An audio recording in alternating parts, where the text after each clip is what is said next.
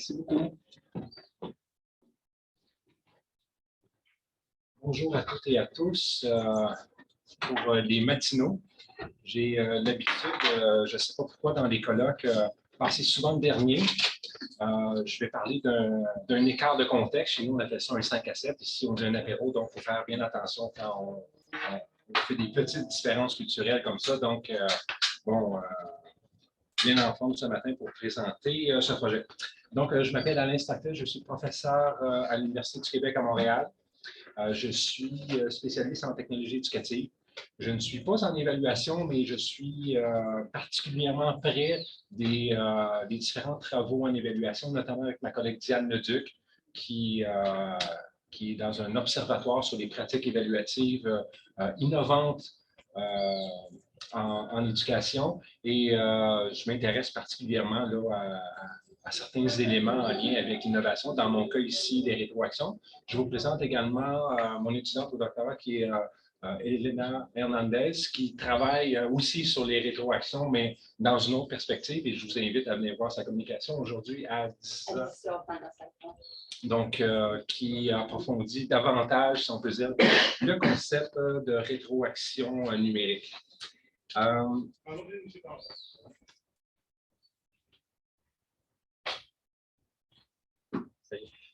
Plan de la présentation assez conventionnel, donc contexte et problématique et pas mal d'éléments de contexte, vous allez voir.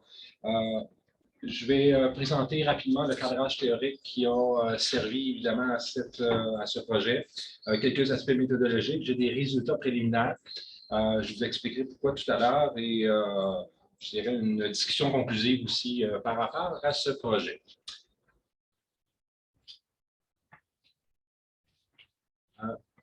Élément contextuel très important, bon, c'est un projet qui est financé par le Fonds de recherche du Québec, qui a démarré officiellement par l'octroi du fonds en mars 2020. Donc, on se souvient qu'en mars 2020, on avait probablement d'autres préoccupations que de mettre en œuvre un projet de recherche-action dans des écoles qui étaient au préalable pas mal confinées.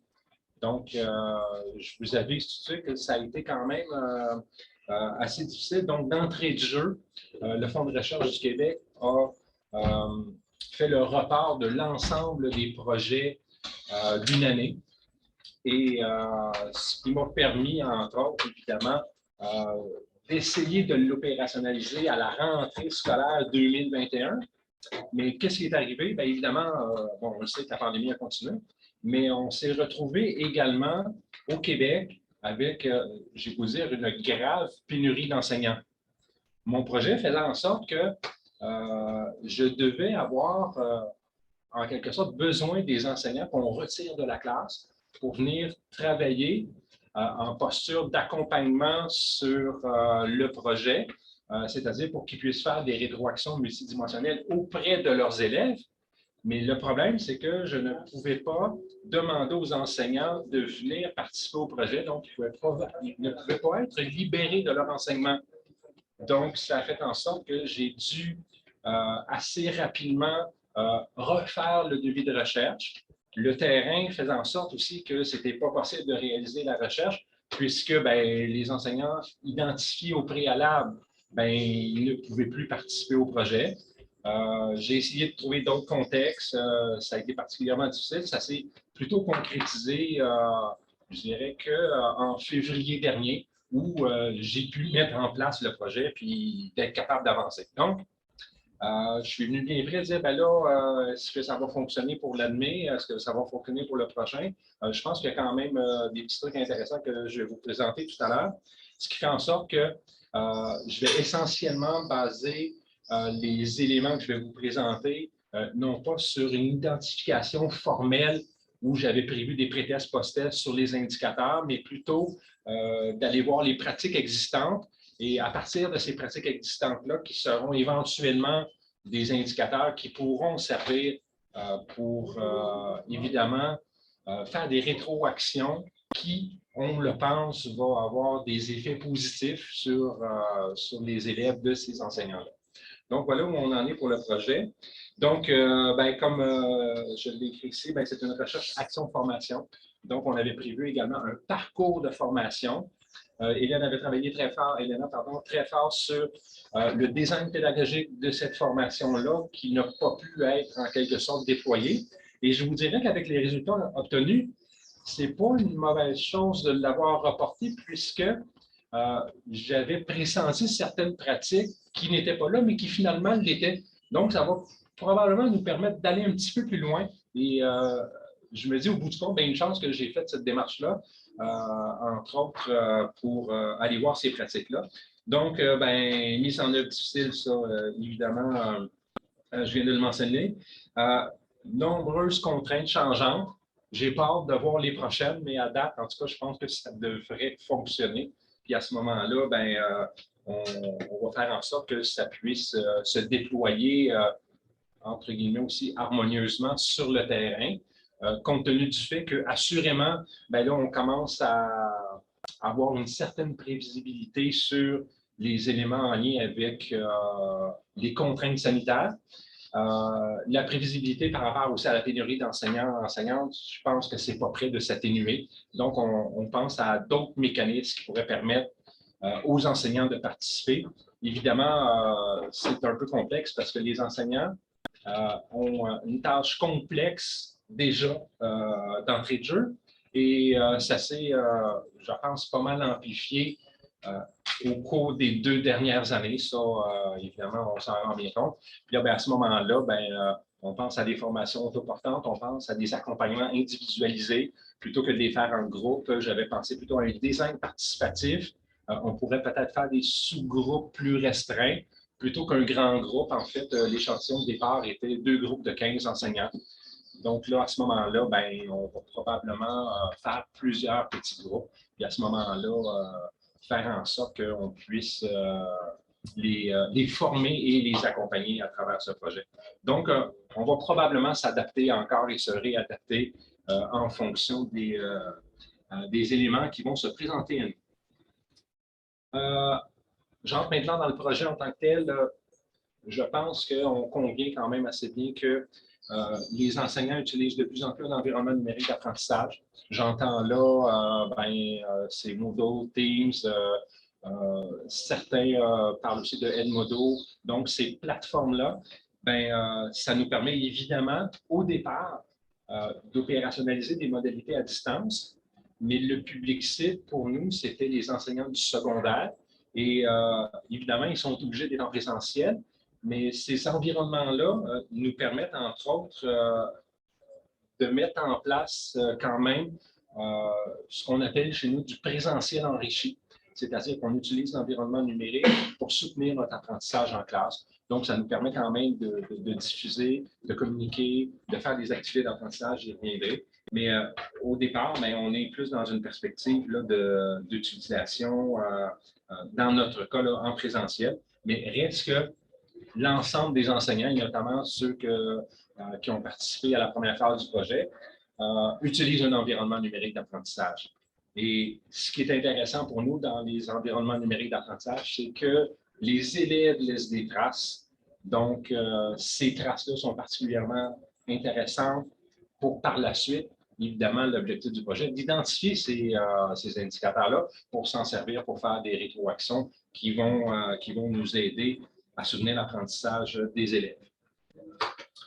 Un autre élément que, évidemment, on est bien centré, c'est sur le Learning Analytics, que certains appellent aussi l'analytique de l'apprentissage, mais je pense que le terme Learning Analytics tend à être de plus en plus utilisé. Je n'entre pas dans les détails, là, mais c'est un ensemble de mesures, d'analyse, de rapports de données qui concernent les apprenants dans leur contexte. Et l'objectif, c'est de mieux comprendre pour éventuellement optimiser l'apprentissage. Donc, nous, on ne va pas aller dans une perspective prédictive pour, entre autres, avoir des indicateurs. On a vu beaucoup de projets, entre autres, où on avait des signaux. Il y a des projets aussi où on tenait compte des données sociodémographiques. On ne pourra pas aller là pour toutes sortes de raisons, notamment éthiques, mais reste que dans les environnements numériques d'apprentissage, il y a énormément de traces qui ne sont pas exploitées par les enseignants. On a un peu d'outils qui nous permettent de bien gérer tout ça, mais en fait, pas tant que ça. Je vous en présenterai peut-être deux tout à l'heure qui vont être utilisés.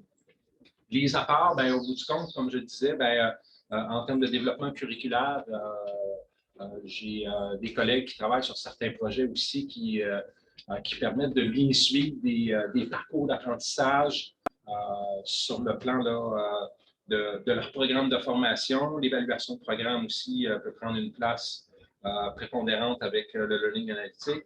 La personnalisation de l'apprentissage. Valérie était en quelque sorte aussi un petit peu là-dedans avec les tutoriels intelligents. Moi, ce qui m'intéresse beaucoup, évidemment, c'est l'amélioration de l'enseignement et de l'apprentissage et comprendre le processus d'apprentissage des élèves quand ils utilisent, entre autres, un environnement numérique d'apprentissage. Il y a plusieurs modèles conceptuels. Là. Il y a quelques temps déjà, là, quand j'ai préparé ce projet-là, ce qu'on avait remarqué, c'est que ces modèles-là sont essentiellement peu testés, puis souvent, ils sont orientés vers les gestionnaires. Donc, les enseignants n'ont pas nécessairement facilement accès à ces outils-là. Et ça fait que, je pense qu'il n'y a pas tout à fait une généralisation de ces utilisations-là dans un contexte d'enseignement. Par contre, je n'exclus pas le fait que, j'ai assisté à des communications, notamment dans le développement d'applications mobiles. Au Québec aussi, on a des collègues qui ont travaillé sur des applications mobiles. Ça reste évidemment des projets de learning analytique, mais ils ne sont pas généralisés. Je les vois plus comme des projets innovants qui sont aussi en grande progression. Quoi qu'intéressant, mais à proprement dit, pour les apprenants dans les environnements numériques et pour les enseignants, il n'y a pas tant de choses que ça. Il y a également aussi, le learning analytics s'est formalisé autour du colloque LAC 2011. C'est là qu'on a établi une définition, LAC qui est Learning Analytic Knowledge, donc une conférence qui est devenue quand même assez populaire. Ça ne fait pas tellement longtemps, donc il y a peu d'études longitudinales qui nous permettent là, de bien comprendre ces apports-là. Et ce qui m'amène aussi à être capable d'identifier que au niveau des indicateurs, ils n'ont jamais été relevés de façon systématique pour savoir lesquels pourraient aider les enseignants à se dire oui, on va prendre ceux-là, puis on va pouvoir intervenir et ça va nous donner quelque chose. Donc, peu d'indicateurs, comme je le disais aussi. Il y a, entre autres, dans les environnements numériques d'apprentissage libres, il y a de plus en plus d'outils tableau de bord, ce qui n'est pas nécessairement le cas avec les plateformes propriétaires. Donc, les tableaux de bord, il y en a, mais ça reste que souvent, on va avoir une multitude d'informations, puis l'enseignant ne va pas être en mesure d'être capable de dire, je vais utiliser certains indicateurs qui vont donner quelque chose, et par la suite, il se retrouve plutôt inondé avec plusieurs indicateurs, puis à ce moment-là, peut-être que finalement, il va se dire, je ne les utilise pas vraiment, donc je n'ai pas vu tout à fait des effets bénéfiques de l'utilisation de ceux-là. Donc, c'est pour ça que, compte tenu, évidemment, je le disais tout à l'heure, de la tâche complexe, si on pouvait restreindre un peu ces indicateurs-là pour les guider, en sachant qu'évidemment, ils vont avoir un effet, je pense que ça peut être grandement utile.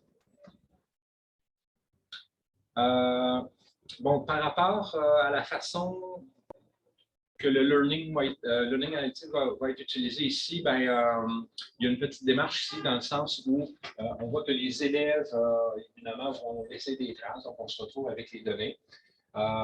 Et par la suite, ça devient des indicateurs. Merci. Ça devient des indicateurs et par la suite, évidemment, c'est là qu'on peut faire les interventions. Donc, c'est le cycle de clous qui a été présenté là, déjà en 2012. Donc, ça nous permet par la suite, évidemment, de poser les actions nécessaires puis de voir dans quelle mesure, évidemment, elles fonctionnent. De façon plus pragmatique, ce qu'on a, entre autres, dans les environnements numériques d'apprentissage, on a une multitude de fonctionnalités pédagogiques. Il y a aussi les rapports, là, les historiques, les clics, mais je pense qu'il ne faut pas se restreindre à ceux-là. Dans les fonctionnalités pédagogiques,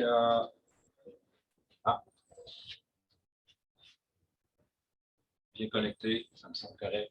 Dans les fonctionnalités pédagogiques aussi, il y a de nombreux indicateurs qu'on peut mettre en place, notamment aussi avec l'aide de nos scénarios pédagogiques.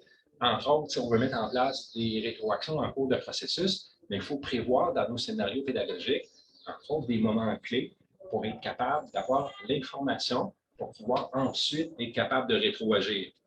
Donc, on a une multitude d'outils. Ça peut être simplement aussi un forum où on peut aller voir, évidemment, s'il y a des messages qui ont été postés. Même chose pour un wiki, est-ce qu'il y a des entrées? Si on a une tâche de devoir, mais à ce moment-là, est-ce qu'il y a eu un rendu? Si on a mis également des tests, ben, ça peut être est-ce qu'ils sont faits? Pardon, est-ce qu'ils ont obtenu une note suffisante?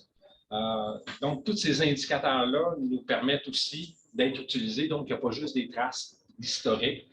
Le nombre de clics a évidemment ses limites. Hein, on le sait, bon, c'est pas parce qu'on a cliqué souvent sur une ressource que finalement, ben, on l'a vraiment utilisé. Ce qui fait en sorte que l'objectif général de la recherche, donc, c'est de valider avec le learning analytique les rétroactions numériques multidimensionnelles et de les identifier, puis à ce moment-là, de voir lesquels les enseignants peuvent se baser. Donc, ça, c'était la première phase. Et ce qui m'a amené, entre autres, à identifier lesquels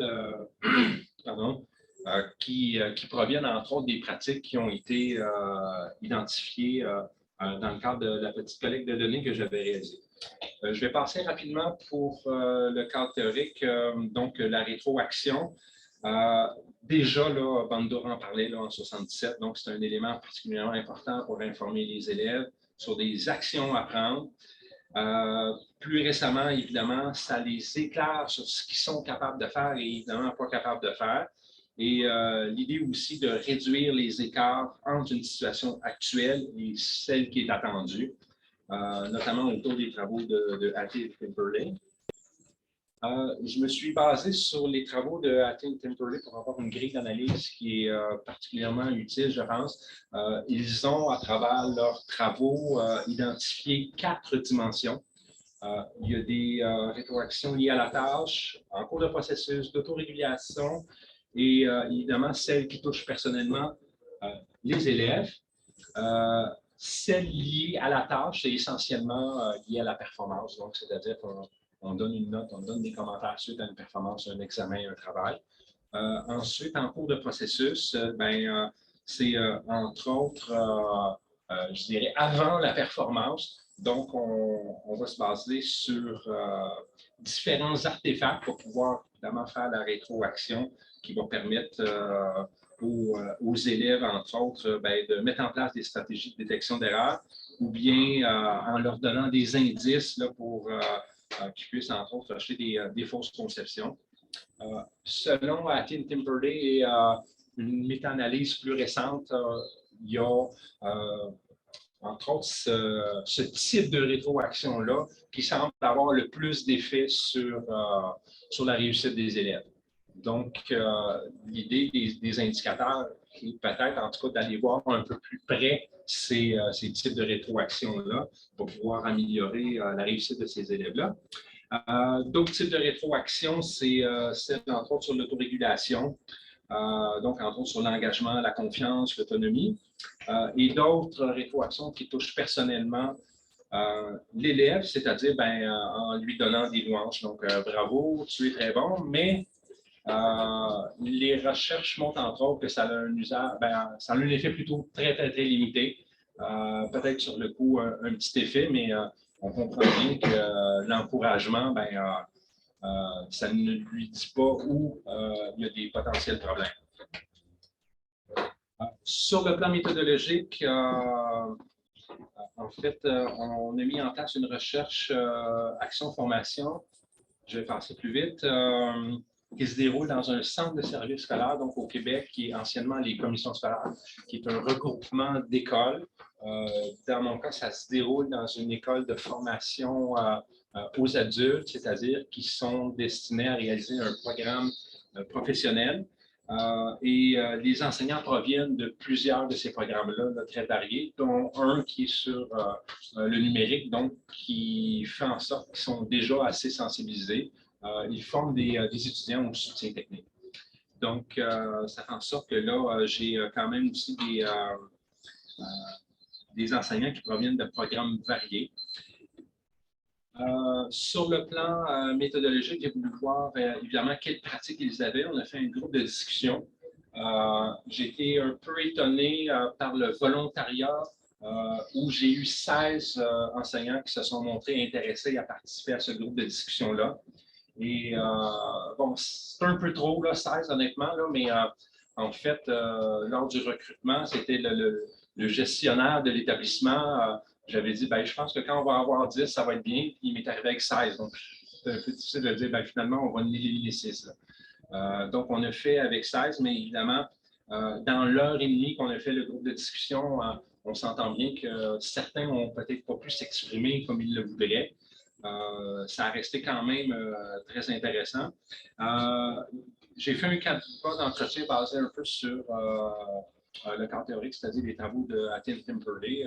J'ai voulu voir au départ quelle rétroaction ils avaient mis en place dans leur enseignement. Et par la suite, c'était de voir quelle rétroaction avec le numérique ils avaient mis en place. Donc, ce qui a fait en sorte par la suite que je me suis retrouvé quand même avec des enseignants particulièrement volubiles par rapport à leur pratique. J'ai codé le tout dans NVivo avec une analyse de contenu.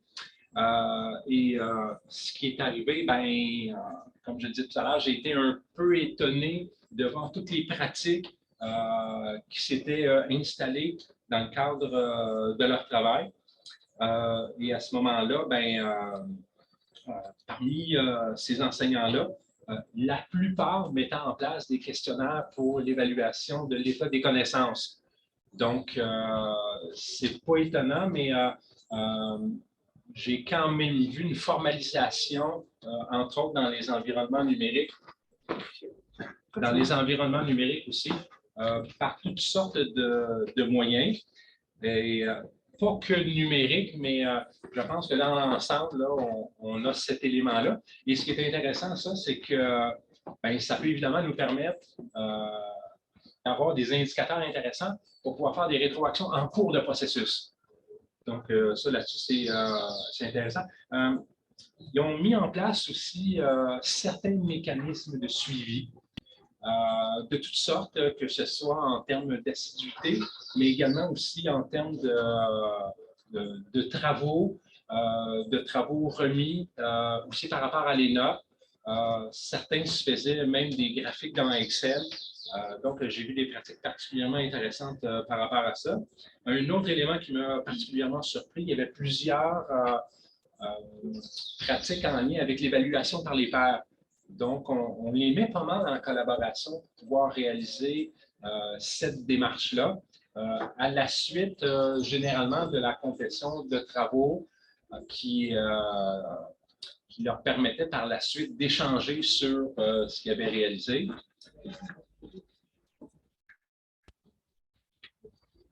Ouais, le fil coupe un petit peu. C'est bon. Par contre, personne n'utilisait des traces dans un environnement numérique. Ils n'avaient même pas idée que ça pouvait exister pour ceux qui utilisaient, entre autres, la plateforme Moodle. Donc, là-dessus, il reste quand même, je pense, plusieurs éléments à aller creuser. Ils avaient déjà accès à deux outils, j'en parlais tout à l'heure, entre autres à un outil qui s'appelle une barre de progression, qui est un plugin, entre autres, dans Moodle, qui permet d'identifier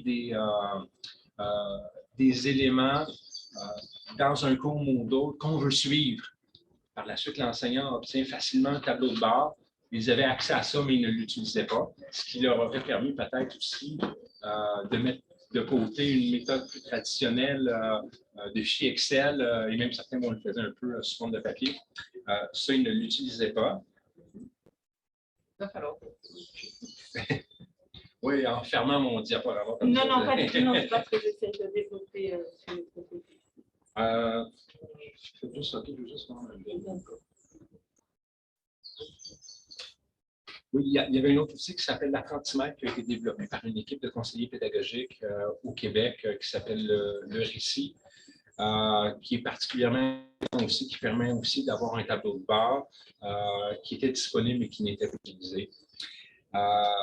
Donc, je pense qu'en tout cas, en les amenant à utiliser un tableau de bord, on pourrait évidemment mettre en place là, de façon plus formelle les par contre, il n'est pas partagé. Il n'est pas partagé dans Zoom.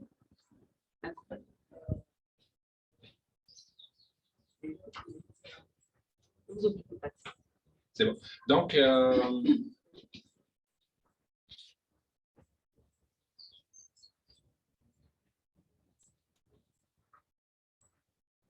faut partager celle-là.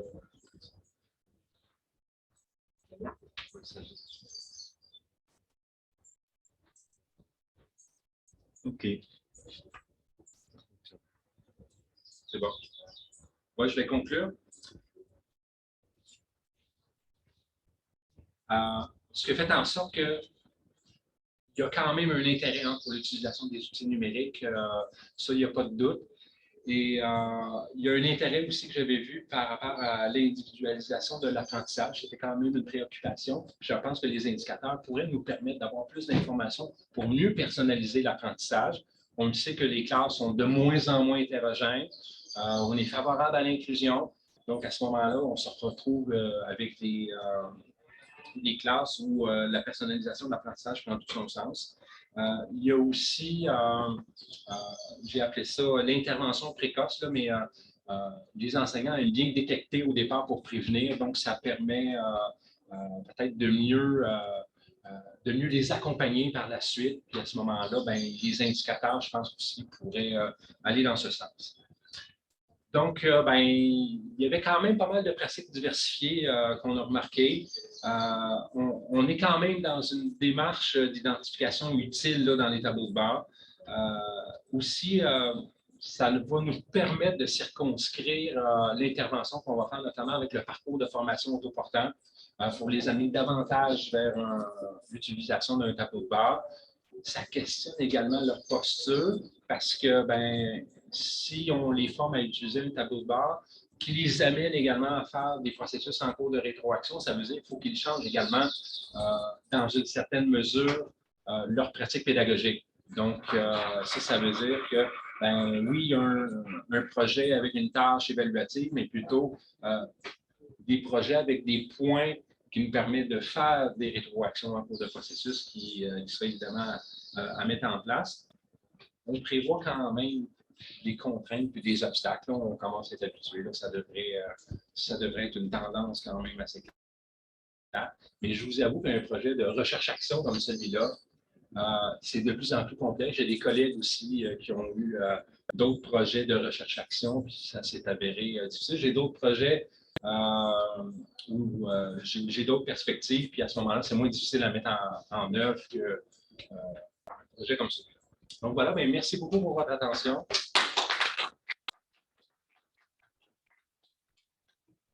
Est-ce que vous avez des questions? Moi, j'ai une question.